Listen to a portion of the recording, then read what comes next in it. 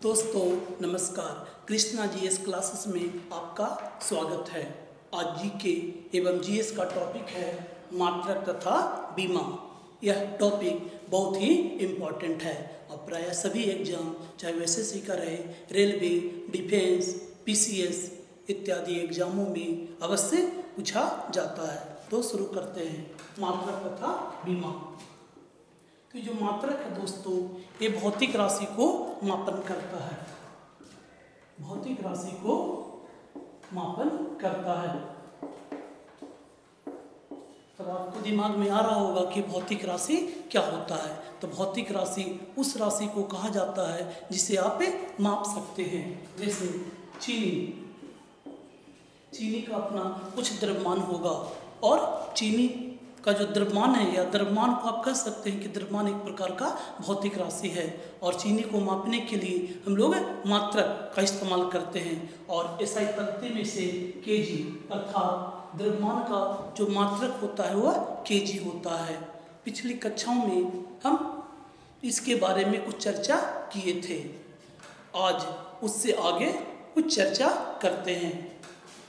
तो यहाँ तक समझ में आपको आ गया होगा कि मात्रक है जो भौतिक राशि को मापन करता है। ठीक है, मात्रक है जो भौतिक राशि को क्या करेगा, मापन करेगा। उसके बाद हम लोग देखे थे पिछली कक्षा में अंतर्राष्ट्रीय मात्रक, और अंतर्राष्ट्रीय मात्रक में हम लोग देखे थे कि अंतर्राष्ट्रीय मात्रक में या एसआई पद्धति में मात्रक की संख्या 2 होती है। एक मूल मात्रक और दूसरा व्युत्पन्न मात्रक। तो चलिए देखते हैं मूल मात्रक। मूल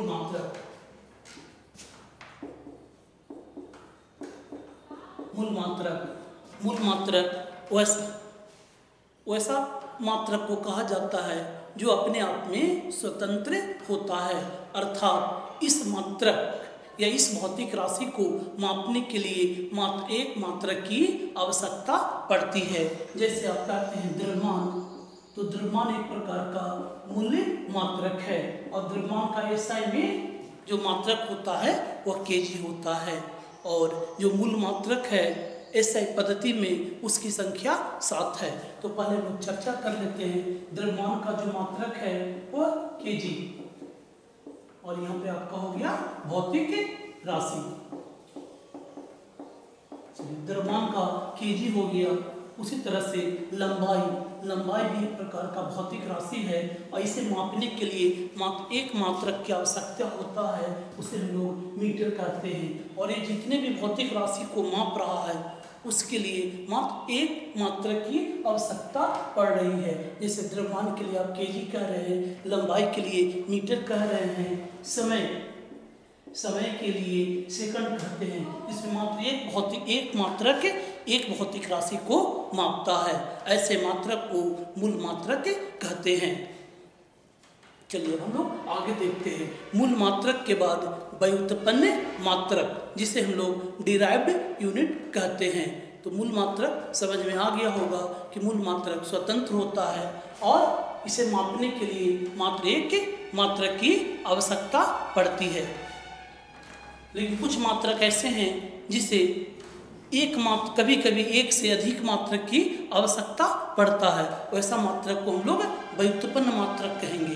तो चलिए देखते हैं व्युत्पन्न मात्रक।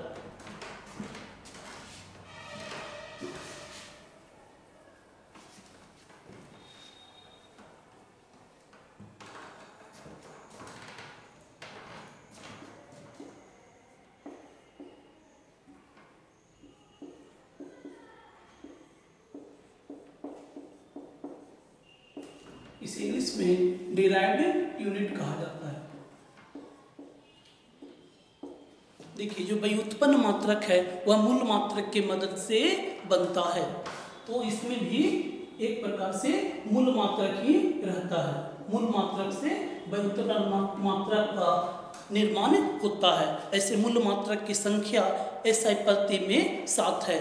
उसी 7 जो मात्रक है उसी से व्युत्पन्न मात्रक बनेगा। जैसे देखिए चाल एक प्रकार का भौतिक राशि है और चाल का फॉर्मूला है दूरी बटा समय।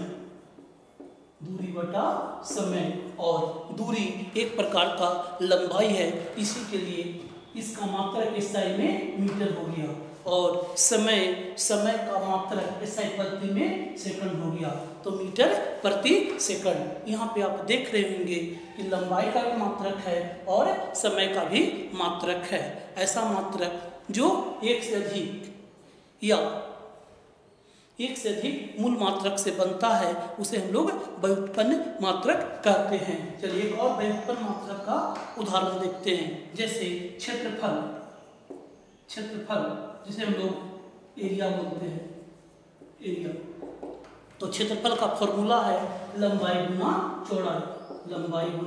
चौड़ाई। इसे भी व्युत्पन्न मात्रक कहा जाता है, क्योंकि यह भी एक से अधिक मूल मात्रक से बना हुआ है। जैसे देखिए लंबाई का SI मात्रक मीटर होता है, और चौड़ाई भी एक प्रकार का लंबाई है, चौड़ाई भी एक प्रकार का क्या है, लंबाई है। इसी के चलते इसे मीटर स्क्वायर कहते हैं, अर्थात क्षेत्रफल का जो SI मात्रक हो जाएगा वो मीटर स्क्वायर। तो अब जो दोनों एग्जाम्पल देख रहे हैं ये दोनों के दोनों है जो व्युत्पन्न मात्रक का उदाहरण है, क्योंकि यहाँ पे भी आप देख रहे हैं कि दूरी के लिए भी मात्रक लगा हुआ है, और समय के लिए यहाँ पे लंबाई और चौड़ाई दोनों के लिए मात्रक लगा हुआ है।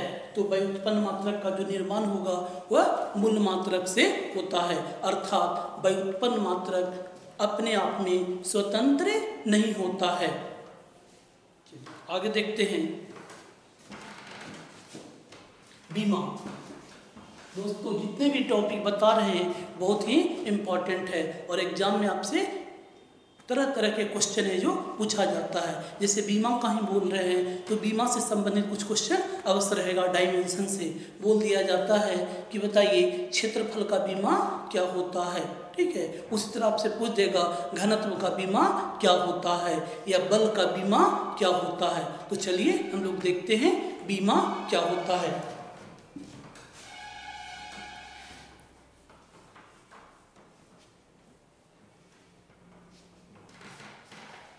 बीमा इसे हम लोग डायमेंशन इंग्लिश में कहते हैं। तो बीमा है जो भौतिक राशि का संकेताक्षर है। बीमा क्या है, भौतिक राशि का संकेताक्षर है, भौतिक राशि, ठीक है।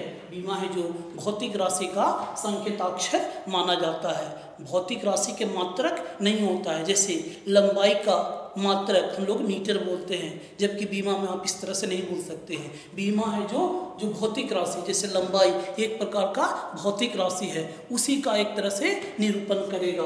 तो पहला बीमा में हो गया कि भौतिक राशि का निरूपण करता है या संकेत देता है। दूसरा पॉइंट, ये जो बीमा का निर्माण होता है वो मूल मात्रक से होता है, तो मूल मात्रक से ही आता है, ठीक है। जो बीमा बनेगा वो मूल भौतिक राशि से ही बनेगा, मूल भौतिक राशि। और आपको मालूम होना चाहिए कि मूल भौतिक राशि की संख्या 7 होता है, जैसे लंबाई, द्रव्यमान, समय, ठीक है, तापमान, विद्युत धारा, ज्योति तीव्रता एवं पदार्थ का परिमाण। तो ये मूल भौतिक राशि से ही बीमा का क्या होता है, विकास होता है या बनता है, ये मूल भौतिक राशि। तीसरा पॉइंट इसके बारे में जानना है कि बीमा है जो घात के रूप में निरूपण किया जाता है, अर्थात पावर के रूप में निरूपण किया जाता है। आपको यदि नहीं समझ में आ रहा है तो उदाहरण से आपको समझाएंगे। पहले शांतिपूर्वक इस पॉइंट को देखिए। बीमा क्या चीज़ है, भौतिक राशि के संकेताक्षर एक प्रकार से उसका एक तरह से डिनोट करता है। दूसरा, जितने भी बीमा होंगे वो मूल भौतिक राशि से ही बनते हैं। तीसरा पॉइंट, बीमा है जो घात के रूप में रहता है, और यह जो घात रहेगा प्लस भी हो सकता है, माइनस भी हो सकता है, या शून्य भी हो सकता है। और एक लास्ट पॉइंट बीमा के बारे में जो लास्ट पॉइंट है, बीमा को हम लोग ब्रैकेट से निरूपित करते हैं। तो ये 4 चीज आपके बीमा के बारे में जानना है। जैसे देखते हैं कुछ बीमा के बारे में। पहले मूल भौतिक राशि का ही बीमा देखते हैं, क्योंकि जितने भी भौतिक राशि का आप यदि बीमा बनाइएगा तो मूल भौतिक राशि से ही बनाइएगा।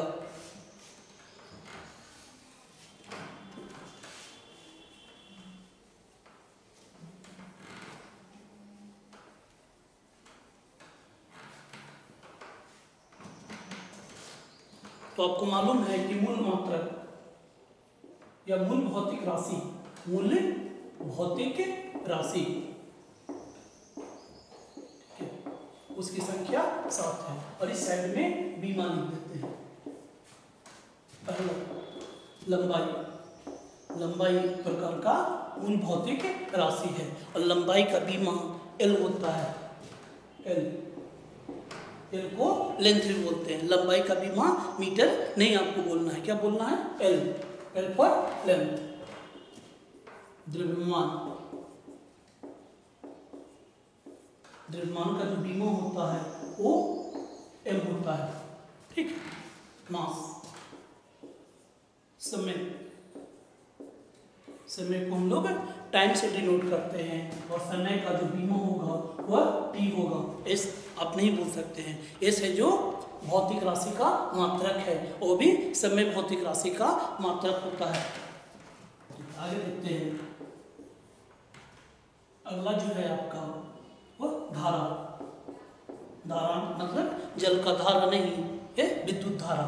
और इसका जो बीमा है वो एम्पियर है, MA से डिनोट करना है। अगला जो बीमा है आपका तापमान।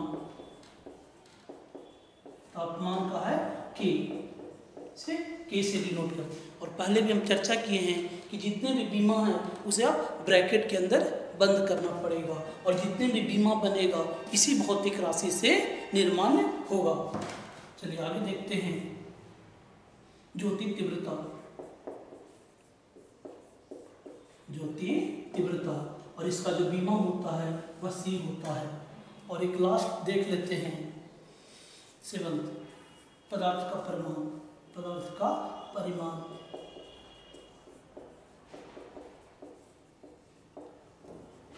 और इसका जो बीमा होता है वह N होता है, ठीक है दोस्तों।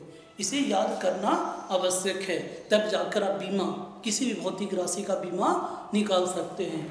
तो एक बार हम रिवीजन करवाते हैं। मूल भौतिक राशि की संख्या है जो 7 है और इसका बीमा है लंबाई का L, द्रव्यमान का M, समय का T, धारा का A, तापमान का K, ज्योति तीव्रता का C और पदार्थ का परिमाण का N, ठीक है।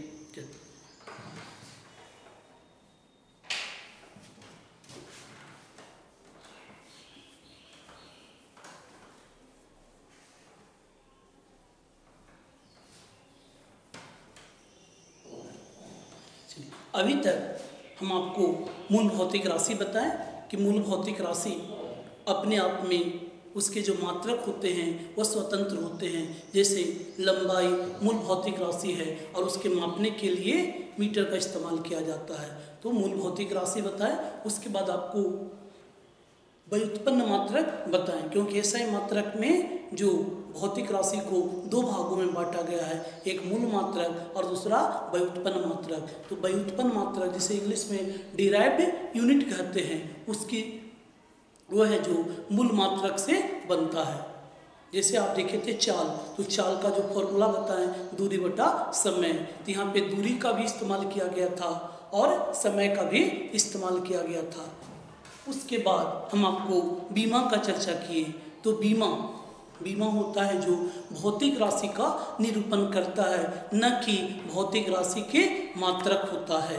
तो मात्रक और बीमा दोनों अलग अलग चीज़ हो गया।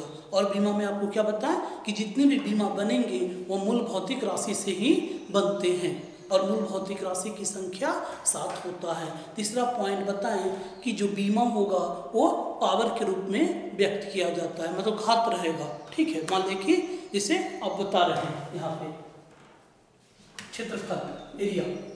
तो क्षेत्रफल का जो फॉर्मूला होता है लंबाई गुना चौड़ाई, लंबाई गुना चौड़ाई। तो यहाँ पे भी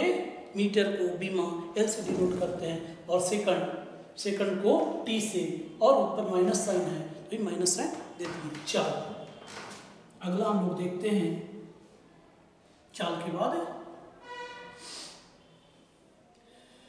वेलोसिटी, और वेलोसिटी को हम लोग हिंदी में वेग कहते हैं। वेलोसिटी, चलिए वेलोसिटी इसका होता है विस्थापन बटा समय। विस्थापन बटा समय। और विस्थापन होता है दोस्तों, न्यूनतम दूरी को विस्थापन कहते हैं। तो न्यूनतम दूरी, जैसे ये देखिए ए से बी तक जाना है, इसका न्यूनतम दूरी क्या हो जाता है, ए, ठीक है, ए टू बी, और इसी को हम लोग विस्थापन कहते हैं, विस्थापन, ठीक है, इसे हम लोग क्या बोलते हैं, विस्थापन कहते हैं। तो विस्थापन भी एक प्रकार का लंबाई है, इसी के चलते इसे एल, इसका मात्रक में एल, और समय को सेकंड, तो मीटर प्रति सेकंड, और इसका बीमा हो जाएगा LT माइनस 1, ठीक है। तो आप देख रहे होंगे चाल और वेग दोनों का बीमा समान है, और एग्जाम में पूछा भी जाता है कि बताइए निम्न में से किन की बीमा समान है। ऑप्शन दिया हुआ रहेगा चाल एवं वेग का या क्षेत्रफल एवं आयतन का। तो आपका जवाब क्या आना चाहिए कि चाल एवं वेग दोनों का बीमा समान रहता है। चलिए आगे देखते हैं।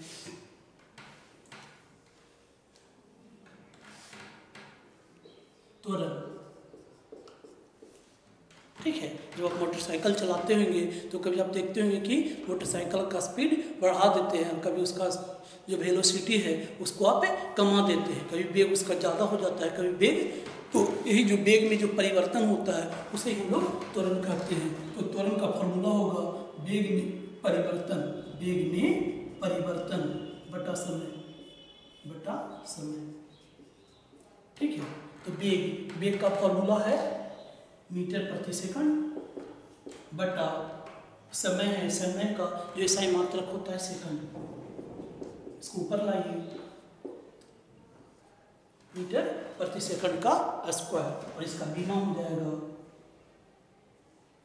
मीटर का लेंथ L और समय का T, तो LT माइनस 2, ये आपका हो गया त्वरण का।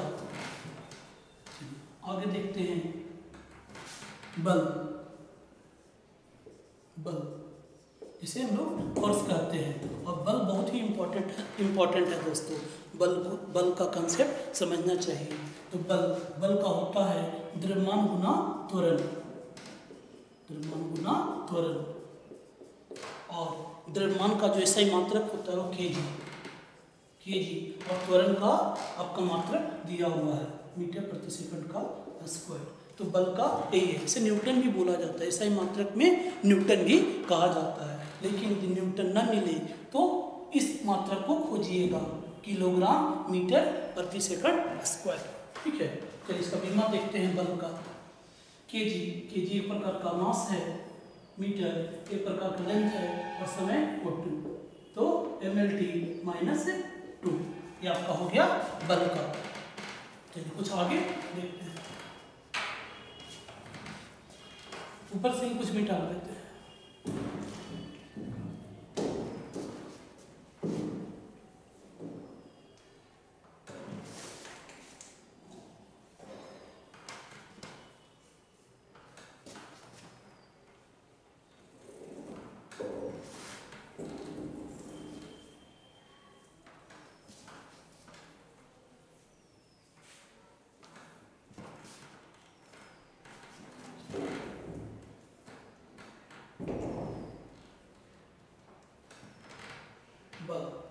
बल के बाद आ जाते हैं संवेग, सातवां संवेग, जिसे मोमेंटम कहा जाता है, और संवेग है जो गति की मात्रा को बताता है। जैसे मान लीजिए कोई ट्रक चल रहा है, जब कोई ट्रक चल रहा है और यदि आपसे कुछ बोल दिया जाए कि इसका संवेग निकालो, तो बताइएगा कि ट्रक का द्रव्यमान गुना ट्रक का जो वेग होता है, तो इसका जो फॉर्मूला बन जाएगा, सूत्र बनेगा द्रव्यमान गुना वेग, और द्रव्यमान का SI मात्रक kg होता है, और वेग का देखिए, वेग का होता है मीटर प्रति सेकंड। चलिए इसका बीमा देखते हैं। तो kg का जो बीमा होता है वो क्या होता है, kg एक प्रकार का मास है, ये मीटर एक प्रकार का लेंथ है, और समय एक प्रकार का t है, तो mLT माइनस 1, ठीक है, ये संवेग का हो गया। उसके बाद आ जाते हैं आवेग, जिसे इम्पल्स भी कहा जाता है, इंग्लिश में इम्पल्स, देखते हैं कभी कभी कि आप लोग कैच लेते हैं क्रिकेट खेलते समय, तो कभी बॉल है जो ज़्यादा चोट करता है और कभी कैच लेते समय बॉल है जो कम चोट करता है। इसके पीछे का जो कारण होता है वह संवेग होता है। तो संवेग बल गुना समय, इसका जो फॉर्मूला होता है बल गुना समय। तो बल के बारे में हम आपको पहले ही बता दिए हैं, ठीक है। किलोग्राम मीटर प्रति सेकंड स्क्वायर। और समय को क्या कीजिएगा, समय को सेकंड, ऐसा मतलब सेकंड। तो टोटल हो गया किलोग्राम मीटर सेकंड, ठीक है।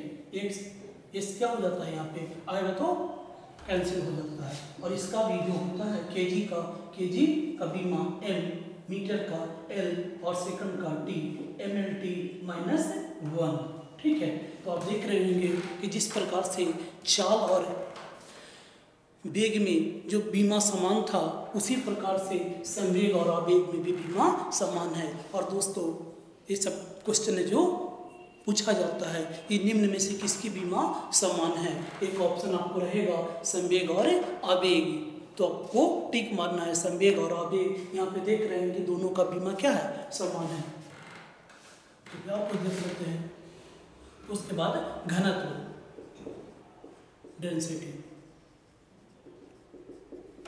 घनत्व का होता है फॉर्मूला होता है द्रव्यमान बटा आयतन, ठीक है। और द्रव्यमान का जो मात्रक होता है किलोग्राम, और आयतन का हम चर्चा किए थे मीटर क्यूब, हो गया केजी, ठीक है। और इसका बीमा जब बनाइएगा घनत्व का, तो केजी है जो एक प्रकार का मास है, और एम है जो क्या है एक प्रकार से लेंथ है। तो MLT -3, ये आपका हो गया घनत्व का। चलिए एक और देख लेते हैं, और वो है आपका कार्य और ऊर्जा। ये भी बहुत ही इंपॉर्टेंट है।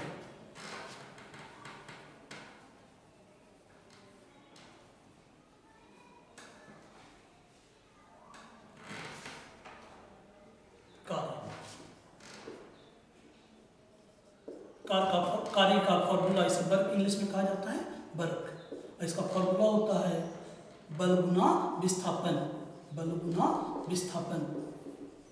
और विस्थापन के बारे में चर्चा किए थे कि विस्थापन भी एक प्रकार का लंबाई ही होती है, न्यूनतम दूरी को विस्थापन कहा जाता है। तो कार्य का फॉर्मूला है बल गुना विस्थापन। और दोस्तों बल के बारे में लिख दिए हैं किलोग्राम मीटर प्रति सेकंड स्क्वायर, और विस्थापन एक प्रकार से क्या है, लंबाई ही है। इसका हो जाएगा किलोग्राम मीटर स्क्वायर प्रति सेकंड स्क्वायर, ठीक है। चलिए इसका बीमा देखते हैं कार्य का। तो केजी को हम लोग मास से डिनोट करते हैं, मीटर को लेंथ से डिनोट करते हैं, और इसके ऊपर पावर 2 है, तो अभी पावर 2 दे दीजिएगा। ये सेकंड है T -2, तो ML2 T -2, ये आपका हो गया कार्य का। और दोस्तों कभी कभी बहुत ही समस्या होता है कार्य और ऊर्जा में, ठीक है। तो आप समझ सकते हैं कार्य को ही हम लोग ऊर्जा भी कह सकते हैं कमोबेश करके, क्योंकि कार्य अब क्या कीजिएगा, जो आपके अंदर एनर्जी होगा उतना ही आप कार्य कर सकते हैं। तो कार्य और ऊर्जा दोनों का बीमा समान होता है, और कभी कभी ऊर्जा का क्वेश्चन रहता है कार्य से बनता है, और कभी कभी कार्य का क्वेश्चन रहता है वह ऊर्जा से बनता है। तो थैंक यू दोस्तों, फिर मिलते हैं अगले कुछ इंटरेस्टिंग टॉपिक के साथ।